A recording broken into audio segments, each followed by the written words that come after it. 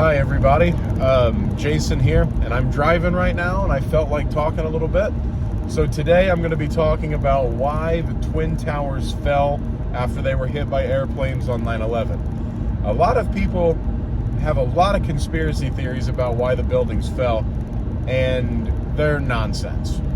People say, oh, well, it looks like a controlled demolition because they fell straight down, or it looked like a controlled demolition because you can see the puffs of smoke coming out the side of the building as it's falling.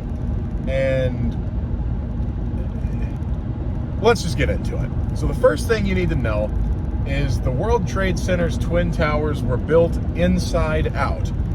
What I mean by that is most buildings, most skyscrapers are built with a central core going up the middle that is the primary load-bearing structure of the building. The Twin Towers were built in reverse. So the outside skeleton, that mesh that you see on the outside of the building, is the load-bearing unit of the World Trade Center's Twin Towers. So what that did was it was able to maximize the office space that they used in the middle of the building, because you've already got elevators and stairwells and stuff eating into that space, and that's valuable real estate. So they decided, okay, we could build this with an outside skeleton that actually holds the building up, and we'll be able to maximize the office space on the inside. And now on the inside of the building, you've got your floors, and they are connected to that outside skeleton. And with that said, they were connected with these brackets that are said to have been kind of shoddy, but they were plenty good enough to bear multiple times the load that they needed to on a normal basis. What wasn't a normal basis was September 11th.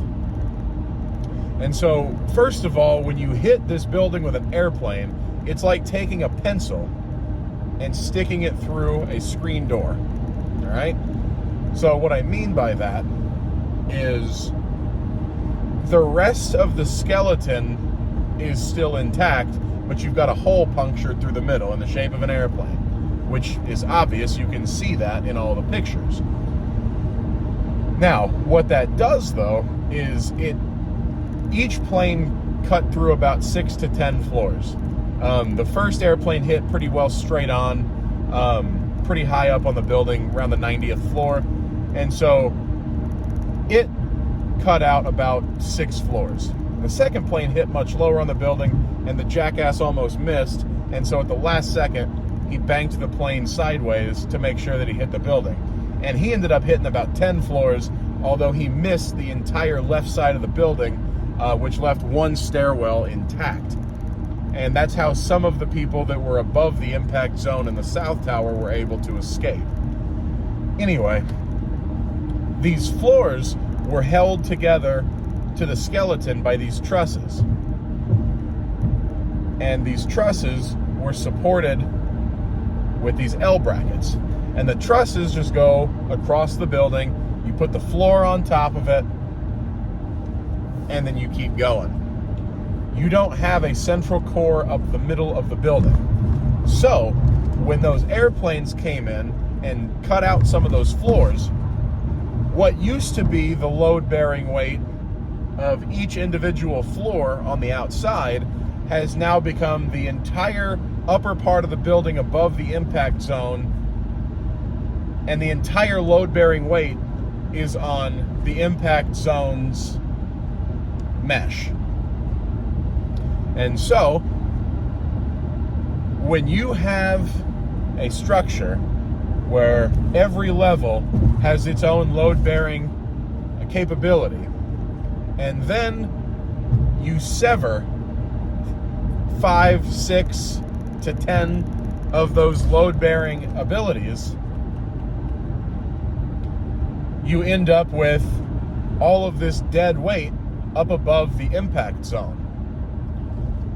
And what happened above the impact zone is it weighed down on the building at the highest point of structural integrity.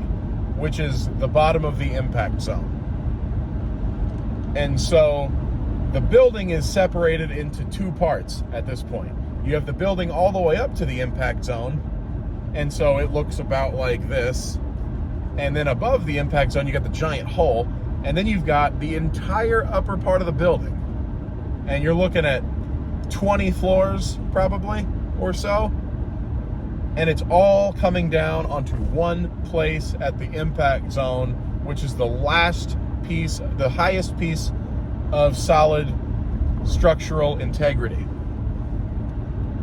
And so what you can do from here is you can deduce that's not exactly going to be something that the building is designed for.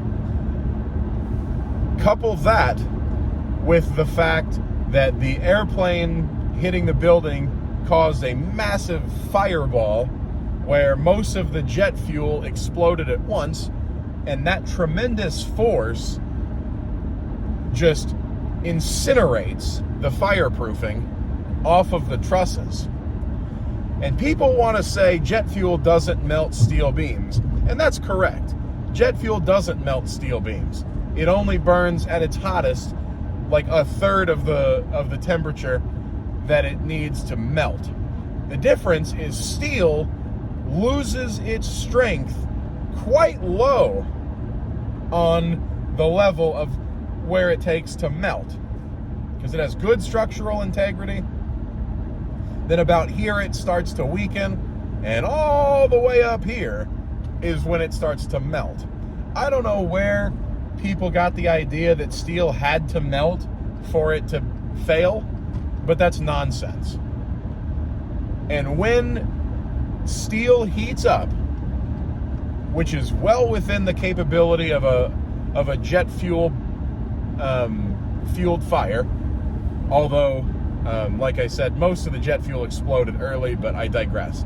There's a big inferno where, you know, you've got all this office furnishing and crap, and it's fueled by that and jet fuel. You got this massive fire, and it's burning on these trusses. And so these trusses that normally go straight across are now starting to sag a little bit because they're weakened. Not melting, but weakened. And with every little bit that this sags, the load-bearing weight or the load above the load-bearing structure, meaning the impact zone, the highest point of structural integrity, starts to pull down on that upper part of the building. It starts to pull down because it is sagging. And what you'll see during collapse is the building collapses inwards. Okay, sorry. Part two, my phone ran out of storage, and I just had to drive backwards up an exit ramp to get off the interstate because of a crash. So, anyway, I think the last thing I was talking about was the load-bearing structure being on the outside, the trusses, which are the only things that are load-bearing structures on the inside, starting to sag, and then the buildings collapsing inwards. And the reason they collapse inward is because these trusses are starting to sag, and they're holding the weight of the floor, but they're pulling at the edge of the building. They're pulling because they're sagging in the middle here. So because they're losing their strength, the edges are starting to pull down on the outside of the building, which is the primary load-bearing structure. And it gets to a point where some of these trusses are starting to hold up. These trusses are holding up these floors that are on fire, but the place that they're tugging down on is the highest point of structural integrity in the building, at the impact zone. And that's why when the building begins to collapse, you see it starts to collapse inward, because that point, the highest point of structural integrity, has failed because it has the entire upper part of the building as a dead load, and then the trusses at the highest point of stability are starting to sag because of the fire and lose their strength. They pull on the side of the building collapses inwards, and then the outside skeleton of the building doesn't even really collapse. It just kind of breaks off and falls. The inside of the building is just nothing but these trusses and floors. But when you have the entire upper part of the building starting to fall, those trusses just break, because you have the force of gravity plus the force of all of this weight above it pushing down on only these trusses that hold the floor up, and not on the actual load-bearing structure, which is the outside of the building. That's why the middle of the building fell straight in, and the outside of the building just kind of broke away and just broke off piece by piece, because it was on the outside and the collapse happened on the inside of the building. And that's why the collapses looked pretty symmetrical too, because they were straight down onto each other, because that's the way the floors fell. Because once you get the top part of the building falling, then every floor just falls onto the one beneath it. That doesn't mean the collapse was symmetrical, but it's centralized in one place. That's why people say that there was a controlled demolition. But if you watch the collapse of the South Tower was a very offset impact from the airplane. And so the top of the building fell sideways down. When it first buckled, it started pressing down and started the chain reaction, but the uppermost part of the building fell kind of sideways because it was off center. Whereas in the first tower, the second one to collapse, where it was a pretty straight on hit, it falls pretty well straight down because there's not an uneven impact, an uneven break in the load-bearing structure. And then now I want to talk about the puffs of air and smoke and whatever coming out of the building. People say, oh, well, that's proof that bombs were going off. No, they're not. It's just because when the floors hit, because again, you see the upper part of the building fall after the inside part has already fallen. Okay? So with every time you see those puffs of smoke, that's a floor pressing down on the next floor and all of the air getting pushed out the weakest point. The point of least resistance is the windows. Windows break, air rushes out. Windows break because the air pressure gets to be too great when everything falls on it. And then when you are about 5 or 10 floors below, or when you're about 5 or 10 floors down, then you start to see the outside part of the building starting to break away. Because you're seeing it fall. Oh, and now that part broke away because it's not attached to anything anymore. Hopefully that makes sense. When you watch the collapse videos, you'll understand what I'm saying if you are paying attention in this part of the video.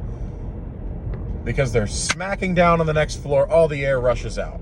Think about taking a plastic baggie, like a Ziploc bag, filling it with air, and then smack it. It'll pop. Or you can do this with like, packaging pillows, those air things, or even bubble wrap. Smack it. See where the air goes out.